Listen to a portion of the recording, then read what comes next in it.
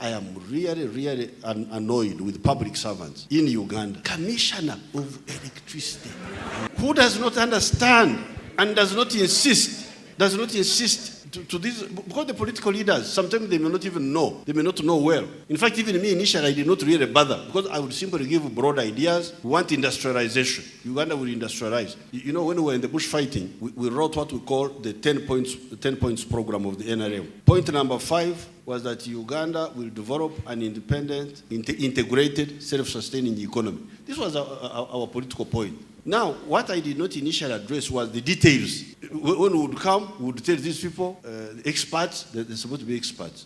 Now, that's what we would like to do. We would like to promote industrialization. Now, the sector people should have gone down to deal with the rest, but they didn't. Until later on, I came myself. And this question of staying in power for a long time is actually good.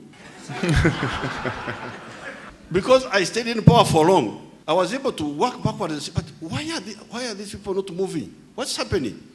Now, what do I discover? One of the problems is lack of electricity. Then myself, I had now to go and dig. But how do other people handle this?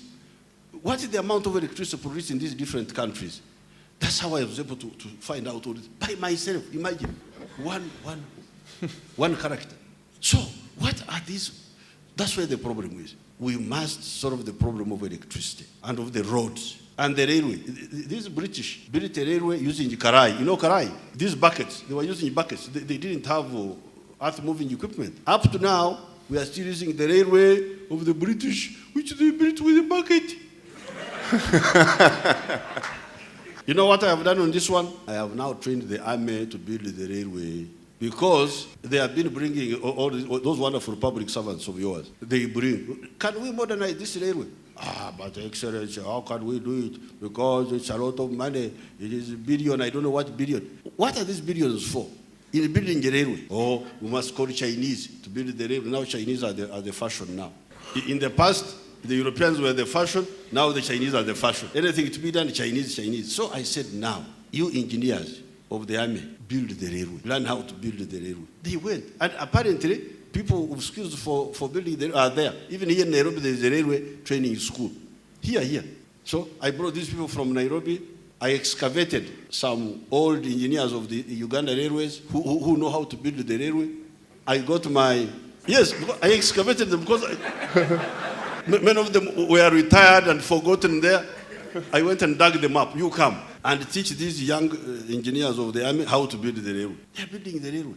They're repairing that one in Uganda, and we're going to build any railway you can. Since we are providing our own labor, these billions they have been telling us, $2 billion, $3 billion, these are dollars. We are not going to build this railway by billions. We are going to build it by hundreds, because we shall use our own labor. The only thing we shall buy will be materials from to use the materials, and we just do the work, and some technical collaboration here and there for our people to perfect their skills. That's all.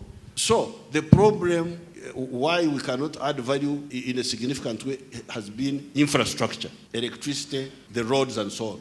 The skills, our people are educated. Many of our children have been to school. They are there, but they can't do well because they don't have the infrastructure.